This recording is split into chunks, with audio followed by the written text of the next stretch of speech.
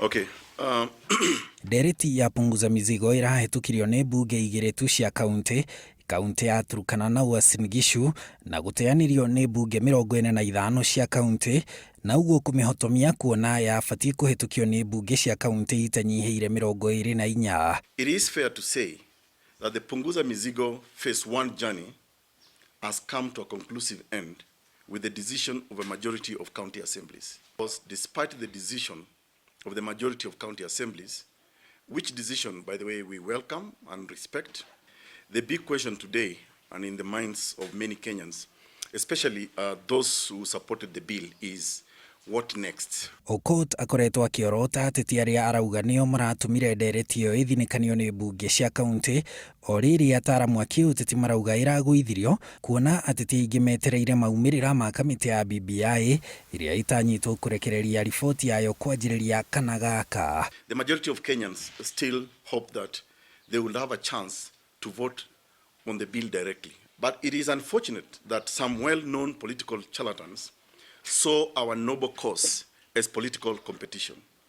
Indeed, we have now come to terms with the fact that political jealousy in our country is real. No Aukot augite kunika kwa muiko ti muthia wa kuruga ngime, na riu ndereti ĩno nĩ aramĩcokia rĩngĩ ĩgĩtwo Punguza Mizigo Kenya. This has therefore forced our party to retreat and to rethink of our next move on behalf of millions of Kenyans. What has just ended is the first phase of the Punguza Mizigo journey. We have therefore heeded the public call, and we have now put together a team of legal and technical experts who have already started work on the Punguza Mizigo phase 2, which we are now calling PMK, Punguza Mizigo Kenya.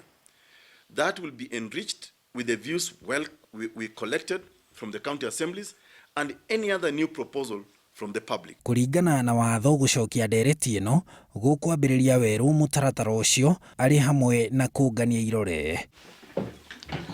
Kĩndũ kĩoma nĩ mwĩhoko, na mwĩhoko ũcio nĩguo ũratereba Kiama gĩa Third Way Alliance rita rĩrĩ kĩrĩ na mwĩhoko atĩ thutha wa gũcokia riko ndereti ĩno nĩ kũnyitwo mbaru nĩ mũingĩ hamwe na mbunge cia kaunti. Handũ-inĩ ha Inoro TV, njĩtagwo Harun Njoroge wa Maina.